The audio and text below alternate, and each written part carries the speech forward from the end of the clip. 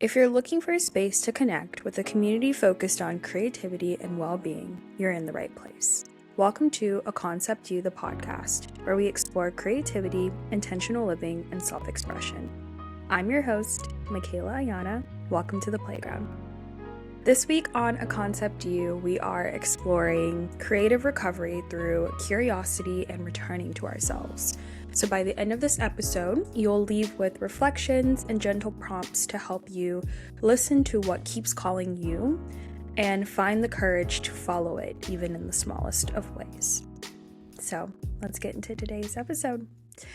Welcome to 2026. Welcome to a new year. I think that the start of this year has already been off to a great start for me personally, because I have been pouring into myself unconditionally for the last couple of weeks. And the holidays this year felt very quiet, very family based. I spent Christmas with my mom and my aunt and some of my extended family, and I spent the New Year holiday in the Dominican Republic with my grandfather and his girlfriend and her family. And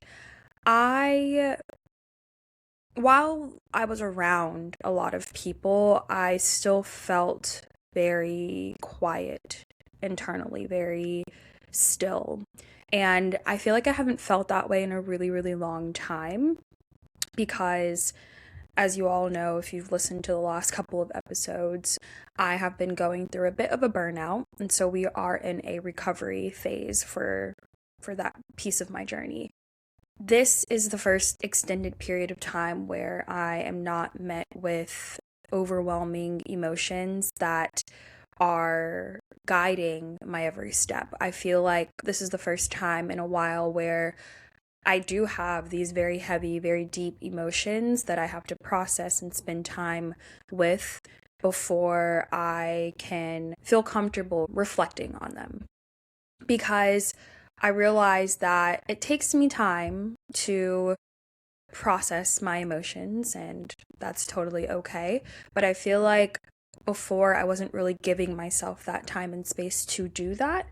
Rather, I was feeling how I would feel, and then I would immediately act on however that feeling was making me feel. And so I feel like I was in this constant spiral, this constant chaos of feeling an emotion, not having enough time to experience it or even know what exactly it's making me feel, and then immediately jumping into some type of action because of the sheer fact that I didn't want to feel how I was feeling anymore. So I feel like that was also a part of my fight or flight kind of stage that I was stuck in, feeling so much anxiety about making choices, about making the right choice, about taking a step forward that was different from what I thought I wanted or what I thought my life should look like. And so I have been in this season of surrender, of letting go of expectations, of letting go of what I think things should feel like, what I think things should look like, where I think I should be, and allow myself to be in the space as I am. Allow myself to feel my feelings, allow myself to feel the heartbreak, feel the loss, feel the confusion, the questions that have not been met with answers, and feel comfortable understanding that it's okay that I don't have all of the answers. That's what my last couple of weeks have been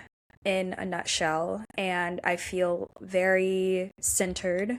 I feel like there are a lot of questions that have honestly come up that I still don't know the answer to, but I am in a space of feeling more comfortable, more grounded, and feeling okay not having the answers. I've been thinking about how I want to show up on this podcast, and I have some exciting things in store for the new year. First and foremost, I have been itching to have these conversations with other people, whether they're friends, whether they're family members, whether they are artists or wellness practitioners or people that I have just had a random conversation with and feel like I soaked up the nuggets that they can offer me and want to offer that to you guys as well. So I have some guests in mind, lined up. We'll be doing our first conversation interview in the next couple of weeks. I'm excited to see where this next year will take me in terms of this podcast, in terms of my wellness coaching journey, in terms of how I decide to show up and honestly listen to what has been calling me. And that's what today's episode is about. It is about learning to surrender, to release, to let go, so that what is meant for you can find you, so that all of the noise that is not meant for you to hear dissipates, so that it's quiet, so that it is time for you to just freely be in your thoughts and hear what God has in store for you, hear what the universe has in store for you, whatever you pray to, whatever drives you spiritually, being able to connect with that higher power and know internally, okay, this is what I want to do. This is what I feel called to do. Even if people are telling me not to do it, or I'm listening to what I think I should do based on, society, or based on this is what I went to school for, and so I feel like I have to, be in this certain lane. No. Find the conviction this year to stand in your truth and to listen to what is continuously calling you, because it's calling you for a reason. I've already talked a little bit about how the start of the year has been for me, and so I hope that this gives you some time to reflect and think about how this year has been for you thus far. At this point of recording, we are just over a week into the new year, and yeah, let's honestly take a second. Let's take a second to breathe.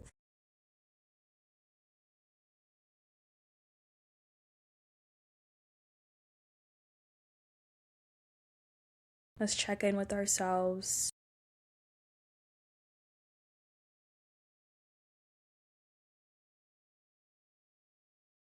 Where are you holding tension? Where are you holding angst? Where are you holding worry, anxiety?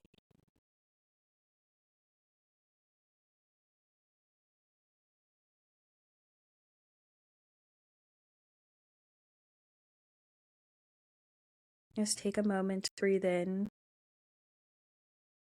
all the goodness that this year has to offer, all of the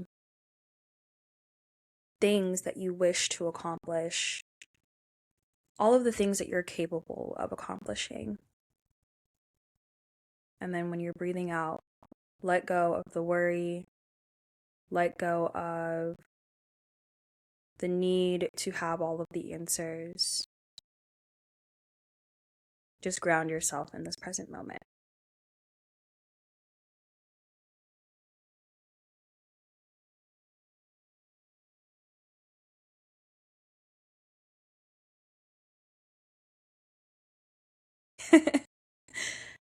I needed to take a deep breath.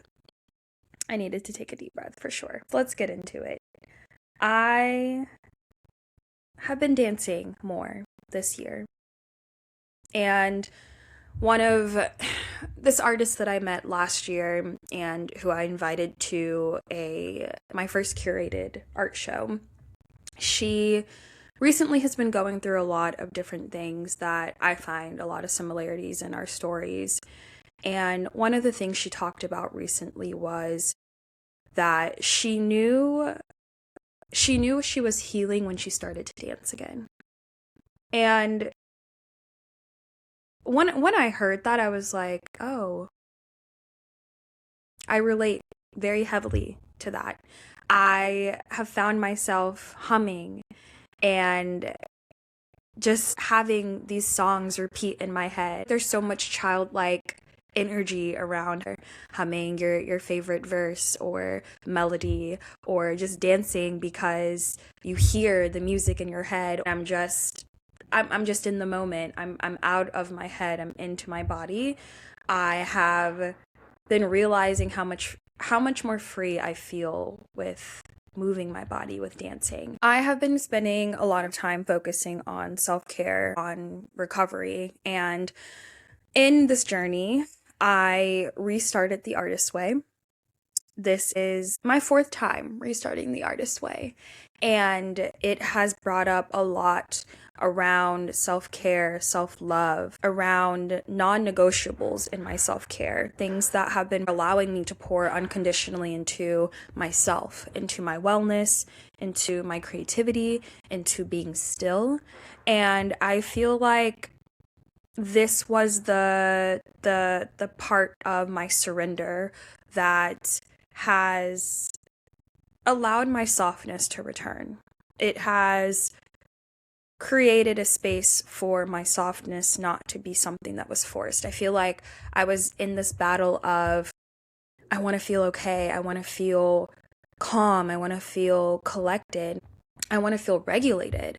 And I wanted that so bad, and I was like, I want to get back to softness, I want to feel softness, I want to get out of this heightened emotional state of feeling like I am just weighed down, like I don't have room to breathe. I just didn't feel like I was thriving in my softness, and I needed to take time and space to make that a priority for myself, not as something that was forced, but that's something that naturally came about because I was pouring into myself and I was listening to the things that I needed in order to feel calm, in order to feel regulated, in order to feel, for lack of better words, put together. That is what it has looked like for me to meet myself where I am at. As we go through this episode, I want you to think about how you are meeting yourself where you are at in this new year and what that looks like. Burnout recovery isn't linear. While I am definitely on a different page of my recovery, I know without a doubt that if I flip the page, it's not going to look like this every single day. It's not going to feel good every single day. And there are moments throughout the days where I feel heavy or where I quite literally just have a breakdown and cry. That is a part of the process of moving through my emotions, of allowing myself to feel them as deeply as they come, not allowing them to take control of my life. In that, I'm learning to listen to what God has brought forward.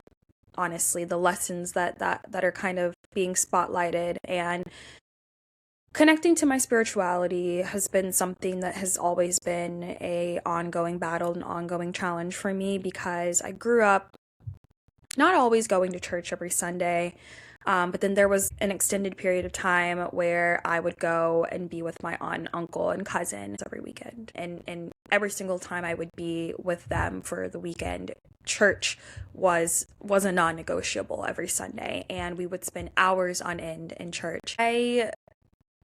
It's not that I didn't feel connected to God at that point, but it didn't feel like that was the way that I was communicating with God. The way that I communicate with God, or the way that God communicates with me, is always heightened when I feel the most creatively connected to myself.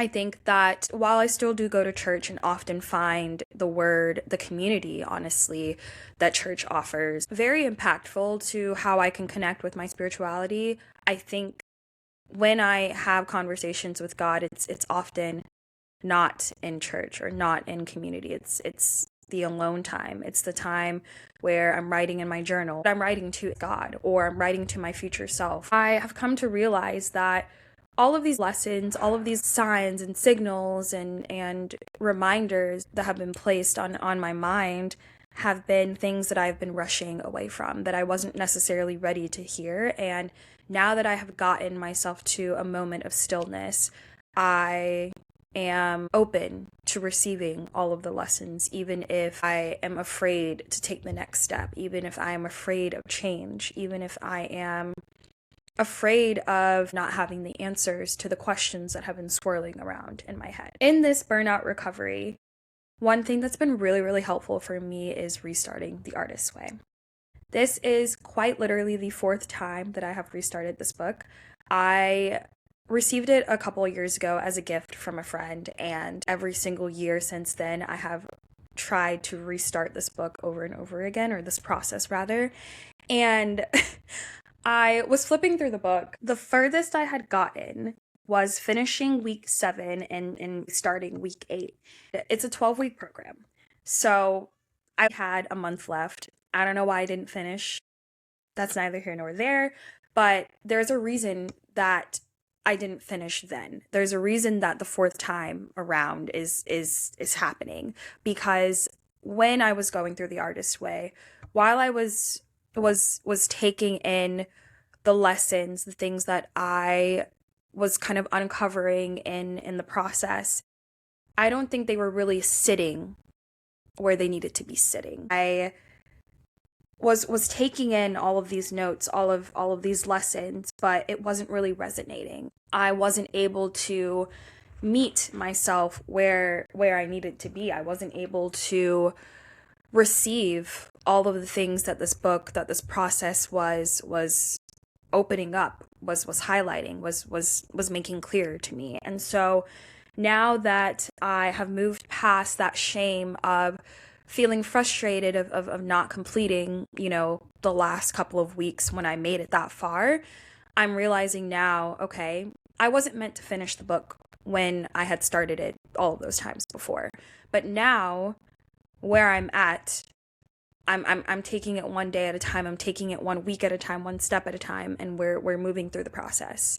And I have found that I feel more open, more ready to receive the messages, the lessons, the questions, the answers, the things that have been coming up so clearly. I feel like I'm finally in a state of feeling open to receive those things. We are currently in week 5. I'm looking forward to seeing what week 5 has to offer and the lessons that it will continue to uncover for me. For those of you who are not familiar with the Artist's Way, I'm going to talk a little bit about the things that it asks of us to do.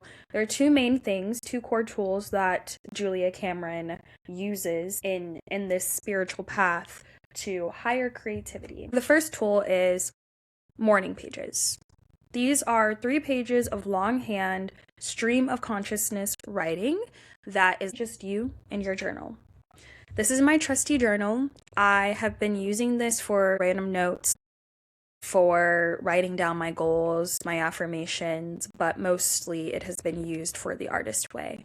And I, every single morning, not without fail, because there's been some weeks that I haven't done my writing or my 3 morning pages every single morning. But for the most part, I have been very consistent at writing and making my journaling a practice. In the beginning, it was very difficult for me to sit and have thoughts to actually write down, or to feel the connection between the thoughts that I had. I would start off by just talking about what I did for the day before, or what this morning had brought up for me. Now I realize that as I start explaining the things that I've done in my day, it's not really a recap of the day, but more so a recap of how I was feeling in the moments of my day. The things that have been sitting on my mind that maybe I haven't really talked out loud to with a friend or with my mom or with any of my loved ones, but they've been things that have been in my head that I haven't necessarily been able to get out on paper. And so that action of constantly meeting my pen to my paper has been so freeing for me, because there's nothing blocking me from showing up on the page. There's nothing that I feel worried about. What are people going to think? What is someone going to say when they read this? Because no one should be reading this. This is a conversation with myself. This is a conversation with God. This is my deepest internal thoughts coming to life, and me revisiting those thoughts over and over again until I'm able to find the connections, until I'm able to understand, okay, this is something I'm interested in. This is something that I desire. This is something that I needed to learn about myself. This is something that I needed to uncover about myself. That the morning pages has just been a very illuminating practice, and I am happy that I finally have gotten into a habit of making it maybe not the first thing I do in the morning, but making it a part of my routine that is non-negotiable. The second thing is taking time every week to do a artist date. So this is solo time for play, for curiosity, and for nourishment of your inner artist.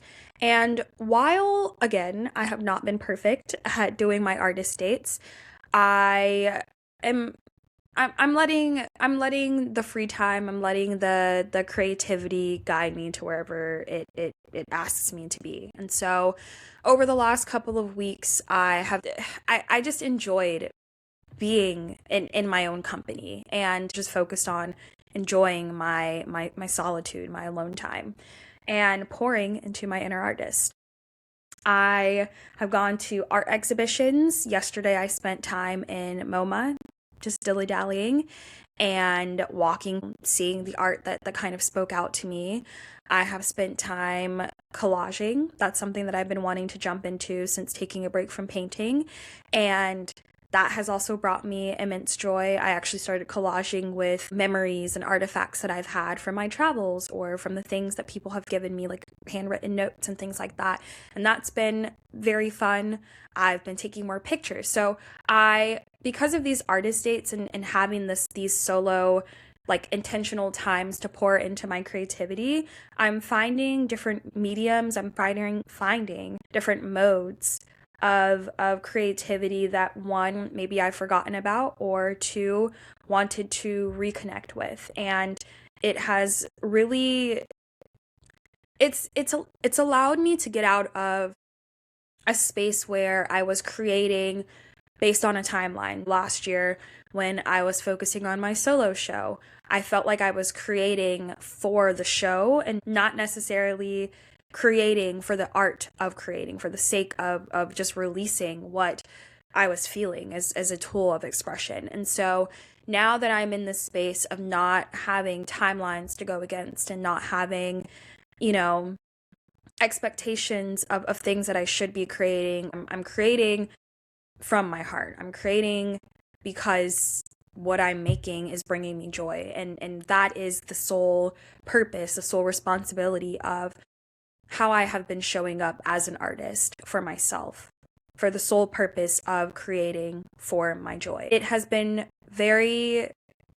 very beautiful, a very hard, but a very beautiful process of returning to myself in that way, to make things for the sake of making things, for the sake of curiosity, for the sake of expression. I'm just very grateful for having this practice to return to. A couple of weeks ago, when I was first restarting The Artist's Way, I was reading through the introduction that Julia Cameron walks through as to how she even came about creating this book. And I realized that she was teaching wellness or essentially creative wellness workshops in New York.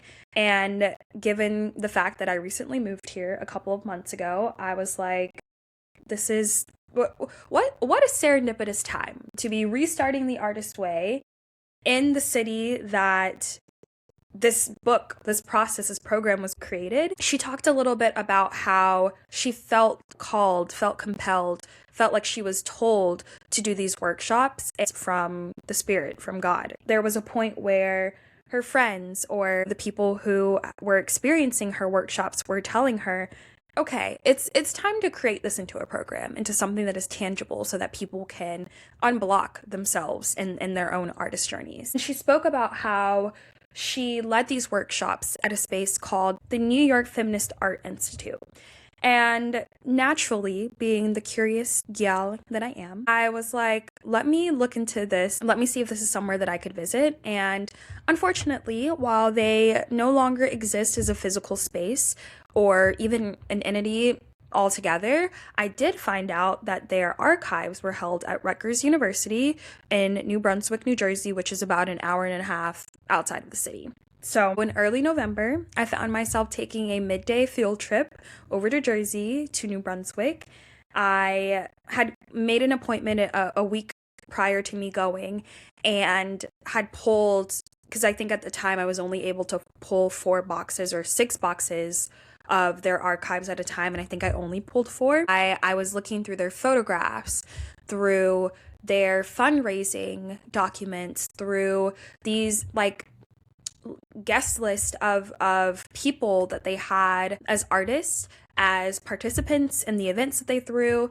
I read through their programming notes, and it was just a beautiful array of this women-centered, women-focused art collective that focused on the things that I feel very passionate about, which is creative wellness, which is wellness coaching. It was just so beautiful to get all of these little tidbits and all of these little reminders of flipping through the art that I was seeing, and seeing all of these quotes pop up, that it was like these were the words, the exact words that I needed to hear, that I needed to read in the moment, that I never knew that was what I was looking for. I went searching through these archives, not necessarily having an end goal in mind, but being open to receiving whatever message was going to come through. And boy, did those messages come through. The way I left feeling so aligned, feeling so rewarded with the fact that I let my curiosity guide me on this field trip, and I left with more than I even expected to have received from looking through their archives. And it was just a very beautiful time. One quote that actually stuck out to me that I wrote in my journal while I was jotting down notes was, "When your magic appears to you, you will know it." And it brought me into this space of not necessarily knowing what I was searching for until it was found. And it was a reminder of trusting my intuition, of following my curiosity, of pouring into my creativity, of allowing my magic to thrive in my creativity. That was a very pivotal point that opened up the floodgates, opened up the process for me to really get into the artist's way and really accept or fall back in love with following my curiosity and allowing it to lead me to the answers to the questions that I have been asking. Looking through their archives planted a seed that gave me a little bit more courage to follow through with the things that I feel called to do, the things that I feel passionate about. So with wellness coaching, with showing up in this podcast, this is the first time in a while where I have just felt so aligned, so much synchronicity, so many lessons, so many reminders to listen to my calling, to listen to where God is taking me in my journey in my life, in the next steps of what feels like a very scary unknown. That is a part of my surrender. That is a part of releasing the pressure of the shoulds, releasing the pressure of where I think I should be, how I think I should feel, where I think I should be in the stage of my life, and in my career, in my relationships, in how I love myself. It has allowed me to release all of the things that I feel like should happen or should expect, and just be present in what is happening now, and what I am feeling, and what I am being called to do, and how I do show up now in order to connect with people. It's allowed me to release the weight, the stress of carrying expectations that are not my own. I am excited, a little scared, definitely a little scared, a little nervous to continue to step into the unknown, but I'm open. I'm open to receiving.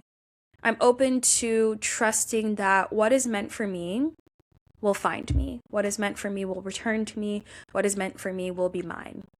Because that's what the universe said. Because it has already been written. In reviewing the archives, there were definitely some questions that made me reflect on how do I show up as the best version of myself? How do I show up as the best artist that I can possibly be? One of those questions is, how do I currently document my work? How do I create in a way that allows me to show up as fully as possible so that I can meet myself where I'm at, but then also the byproduct is that Anyone experiencing my work, my words, my passions, how I choose to show up in the world can also reflect and think about, how are you showing up for yourself? How are you documenting your journey? How are you documenting your life?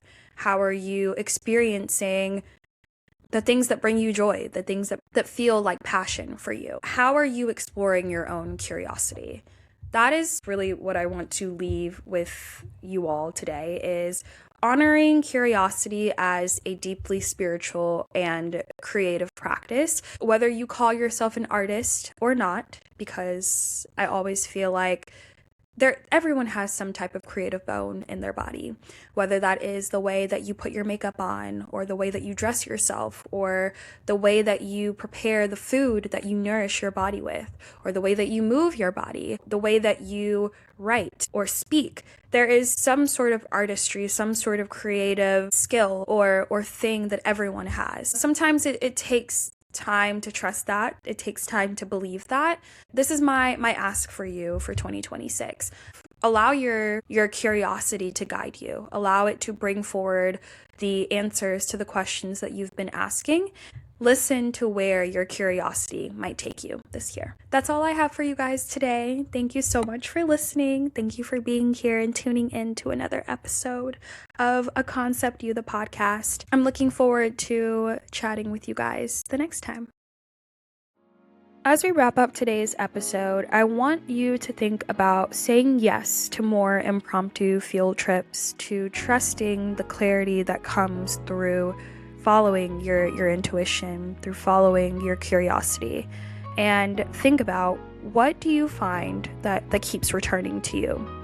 If you followed it on a field trip without needing an outcome or a certain response, what might be waiting for you there?